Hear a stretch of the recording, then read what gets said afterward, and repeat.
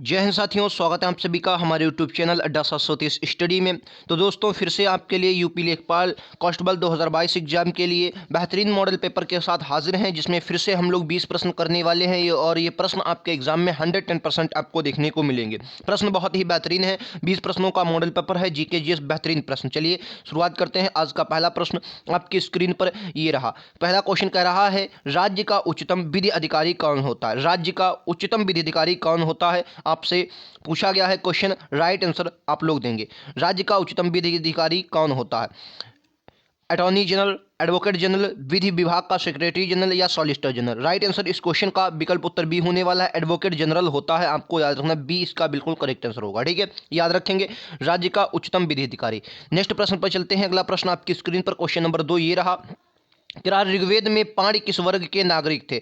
बताना है, लोहार या स्वर्णकार, पुरोहित या व्यापारी? तो अच्छा प्रश्न है ये। प्रश्न आपके एग्जाम में कई बार आपको देखने को मिल रहा होगा। इसका राइट आंसर विकल्प उत्तर डी होगा। जो पाणी थे ये व्यापारी थे। क्या थे सर? पाणी जो थे ये व्यापारी थे। आपको याद रखना, डी इसका बिल्कुल करेक्ट आंसर होगा।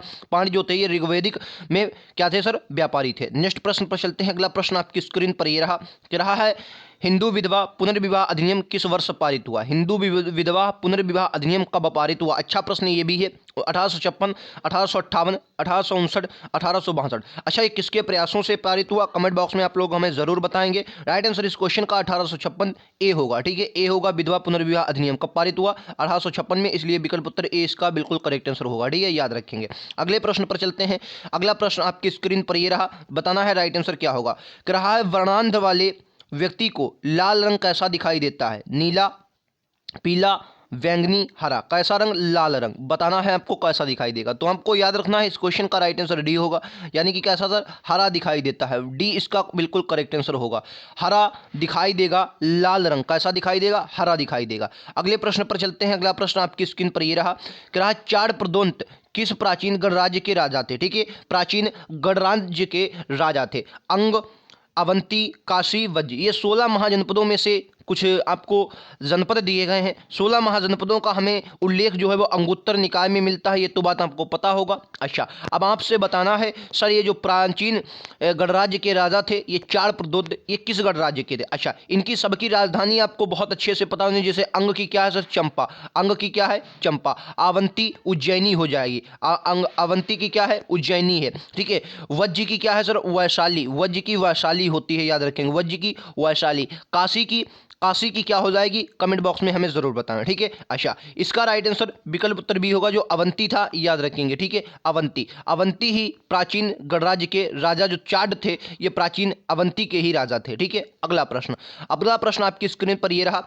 ये ग्रामीण परिवेश में भी क्वेश्चन आपसे पूछा जा सकता है। क्वेश्चन कह रहा है, निम्नलिखित में से किस मृदा में ग्रीष्म ऋतु में गहरी दरारें पड़ जाती हैं, जिससे मृदा में पर्याप्त आश्रीकरण संभव हो पाता है? राइट आंसर इसका राइट आंसर विकल्प उत्तर ये होगा, काली मृदा। ठीक है, काली मृदा का विस्तार सबसे ज़्यादा महाराष्ट्र में है, और वो भी दक्कन वाले क्षेत्र में। ठीक है, दक्कन वाले, क्योंकि ऐसा माना जाता है कि दक्कन वाले क्षेत्र में कभी ना कभी ज्वालामुखी क्रिया हुई होगी। क्या सर? ज्वालामुखी क्रिया हुई होगी, इसलिए यहाँ पर काली मृदा का विस्तार पाया जाता है। आपको याद रखना, कभी ना कभी ज्वालामुखी क्रिया हुई होगी दक्कन वाले क्षेत्र में।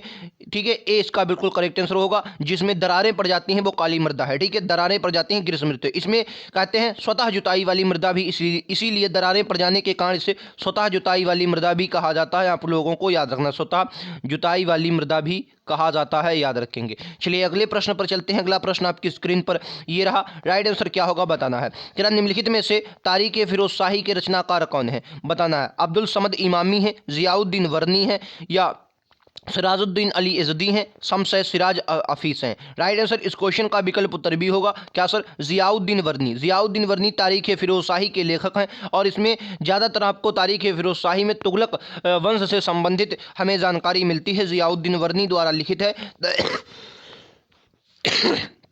तारीख फिरोज शाही। ठीक है। अगला प्रश्न आपकी स्क्रीन पर ये रहा। कह रहा, मेक इन इंडिया कार्यक्रम कब चला? ये प्रश्न आपको ग्रामीण परिवेश में भी देखने को मिलता है, जीएस में भी देखने को मिल सकता है। मेक इन इंडिया कार्यक्रम का प्रारंभ कब हुआ?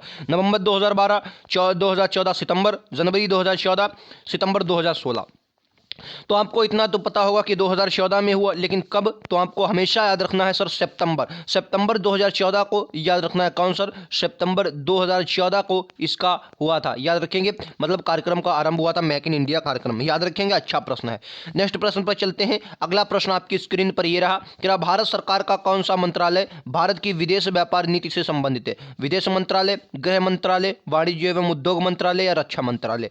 राइट आंसर इस क्वेश्चन का विकल्प उत्तर सी होगा, वाणिज्य एवं उद्योग मंत्रालय। जी हाँ, सी इस क्वेश्चन का बिल्कुल करेक्ट आंसर है। वाणिज्य एवं उद्योग मंत्रालय भारत की विदेश व्यापार नीति से संबंधित है, याद रखेंगे। अगला प्रश्न आपकी स्क्रीन पर यह रहा है भारत की जनगणना 2011 के अंतिम आंकड़े के अनुसार भारत में 10 की जनसंख्या वृद्धि कितनी थी? यह भी अच्छा प्रश्न है, आपको बताना है इस क्वेश्चन का राइट आंसर क्या होगा।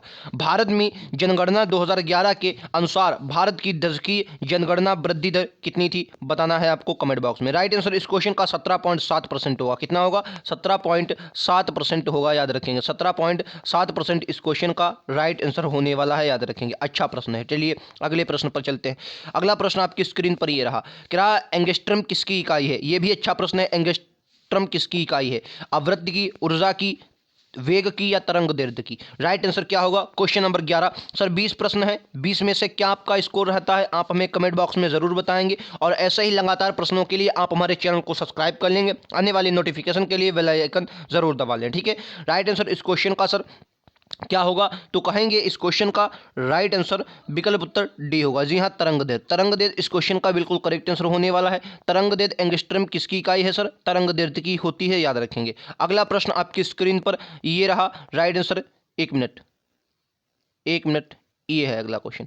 क्या 2028 में ग्रीष्मकालीन ओलंपिक खेलों का आयोजन कहाँ होगा? बताना है। 2028 में ग्रीष्मकालीन ओलंपिक कहाँ होंगे? तो 2000 अभी 21 में कहा, वैसे 20 में होने थे लेकिन 2021 में हुए, और ये टोक्यो में हुए, जापान की राजधानी टोक्यो में 2021 में, ठीक है। अच्छा 2024 में जो ये खेल होंगे सर, ये पेरिस में होंगे, मसाल उन्हें दी गई है, ठीक है, पेरिस में होंगे, ठीक है। अच्छा 2028 में कहाँ होंगे? तो अमेरिका में बोले तो लॉस एंजल अमेरिका में होंगे, याद रखेंगे। विकल्प उत्तर सी इस क्वेश्चन का होता है, ठीक है। 2028 में ग्रीष्मकालीन ओलंपिक खेलों का आयोजन लॉस एंजल अमेरिका में किया जाएगा, याद रखेंगे, ठीक है। पेरिस में 2024 में होगा, टोक्यो जापान 2021 में हुआ है, ठीक है, याद रखेंगे। चलिए अगले प्रश्न पर चलते हैं। अगला प्रश्न आपकी स्क्रीन पर यह रहा, बताना है डीएनए की खोज किसने की थी? अच्छा प्रश्न है, आपके एग्जाम में कई बार आया है। ग्रेगर मेंडल ने, जेम्स वाटसन ने, फ्रांसिस क्रिक ने, या जोहान्स ने, या हार्विंद खोराना? तो राइट आंसर इस क्वेश्चन का विकल्प उत्तर बी होगा। जी हाँ, जेम्स वाटसन एवं क्रिक ने की थी, बी इसका बिल्कुल करेक्ट आंसर होने वाला है, याद रखेंगे।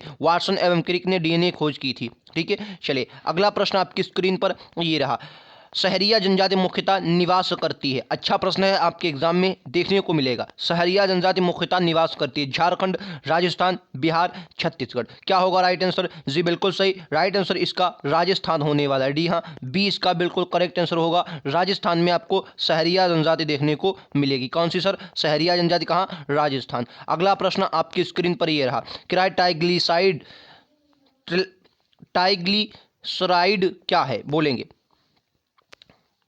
क्या है? कार्बोहाइड्रेट है, प्रोटीन है, वसा है, खनिज है? तो आपको हमेशा याद रखना है, ये क्वेश्चन कई बार आपके एग्जाम में आया है। बसा इसका राइट आंसर हो जाएगा, वसा। ये पूछा जाता है क्वेश्चन ज़्यादातर, ठीक है, वसा होगा। चलिए अगला प्रश्न आपकी स्क्रीन पर ये रहा कि है IAAF का मुख्यालय कहाँ है? आपने अभी तक IMF सुना होगा, जिसका मुख्यालय वाशिंगटन DC में है, लेकिन अब आपको ये बताना है कि जो IAAF है इसका मुख्यालय कहाँ? तो याद रखेंगे मोनाको। कहाँ सर? मोनाको, विकल्प उत्तर डी होगा। मोनाको में मुख्यालय पड़ता है, मोनाको में, ठीक है, मोनाको में इसका मुख्यालय पड़ता है IAAF का, ठीक है, याद रखेंगे। अच्छा प्रश्न है, आपके एग्जाम में देखने को मिल सकता है। चलिए एक और प्रश्न देखते हैं, ये रहा आपकी स्क्रीन पर अगला प्रश्न। कह रहा है इलेक्ट्रॉन एन्सेफलोग्राम निम्नलिखित में से किसकी निगरानी के लिए प्रयोग किया जाता है? और ये कई बार एग्जाम में आया है क्वेश्चन, ठीक है, बताना है। निगरानी के लिए ये SSC में कई बार क्वेश्चन आया है, ठीक है। चलिए इलेक्ट्रोएन्सेफेलोग्राम में निम्न में से किसकी निगरानी के लिए प्रयोग होता है? सर किसके लिए? हृदय के लिए, यकृत के लिए, मस्तिष्क के लिए, या अग्नाशय? राइट आंसर विकल्प उत्तर सी होगा। किसके लिए सर? मस्तिष्क के लिए प्रयोग होता है, याद रखेंगे। विकल्प उत्तर सी इस क्वेश्चन का बिल्कुल जबरदस्त आंसर होगा। अगला प्रश्न आपकी स्क्रीन पर ये रहा, क्या GPS का मतलब क्या है? Java server protocol, Java simple pre page, Java system protocol, Java server pages? तो राइट आंसर GSP का जावा सर्वर पेजेज होगा, याद रखेंगे जावा सर्वर पेजेज होगा। विकल्प उत्तर डी इस क्वेश्चन का बिल्कुल करेक्ट आंसर होने वाला है। ठीक है, चलिए अगले प्रश्न पर चलते हैं। अगला प्रश्न आपकी स्क्रीन पर ये रहा कि भारतीय अंतरिक्ष कार्यक्रम के जनक कौन है? विक्रम साराभाई, होमी जाजा, सतीश धवन, कृष्णा स्वामी, कस्तूरी रंजन। बताना है आपको राइट आंसर इस क्वेश्चन का क्या होगा सर? विक्रम साराभाई। विक्रम साराभाई जो होगा इस क्वेश्चन का बिल्कुल करेक्ट आंसर होगा। ठीक है, अंतरिक्ष कार्यक्रम के जनक कहे जाते हैं विक्रम साराभाई, याद रखेंगे विक्रम साराभाई। चलिए अगले प्रश्न पर चलते हैं। अगला प्रश्न आपकी स्क्रीन पर ये रहा, निम्नलिखित में से कौन सी कोशिकाएं मनुष्य में एंड्रोजन हार्मोन्स को स्रावित करती हैं? साइंस आपके एग्जाम में 110% 4 से 5 प्रश्न, चाहे आप लेखपाल में 4 से 5 प्रश्न, और आप जब वहां जाएंगे यानी कि यूपी कांस्टेबल में तो आपको लगभग 8 प्रश्न 7 से 8 प्रश्न आपको देखने को मिलेंगे। कहाँ सर?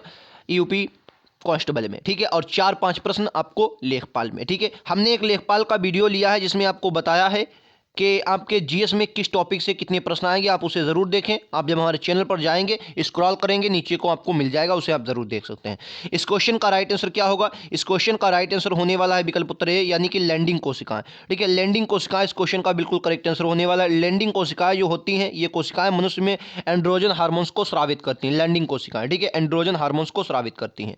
अगला प्रश्न है कि वैश्विक तापमान की वृद्धि के लिए निम्नलिखित में से कौन सी गैस का योगदान सबसे अधिकतम माना जाता है? किसके लिए सर? वैश्विक तापमान की वृद्धि के लिए। तो इस क्वेश्चन का राइट आंसर विकल्प उत्तर ये होगा क्या sir? Carbon dioxide. Carbon dioxide जो होता है, कार्बन डाइऑक्साइड वैश्विक तापमान की गैस का योगदान अधिकतम होता है। नेक्स्ट प्रश्न पर चलते हैं। अगला प्रश्न आपके, तो यहीं तक हमारे प्रश्न थे। हालांकि हमने 21 प्रश्न तक कर लिए हैं, एक प्रश्न शायद छूटा हो, लेकिन ये सभी क्वेश्चन आपके लिए बहुत इंपॉर्टेंट थे। क्या आपका स्कोर रहा कमेंट बॉक्स में हमें जरूर बताएं, और ऐसे ही लगातार प्रश्नों के लिए आप हमारे चैनल को सब्सक्राइब कर सकते हैं। आने वाली नोटिफिकेशन के लिए बेल आइकन दबा लेंगे, हर नोटिफिकेशन आपको मिलती रहेगी। मिलते हैं अगले वीडियोज में, आज के लिए इतना ही। Thank you.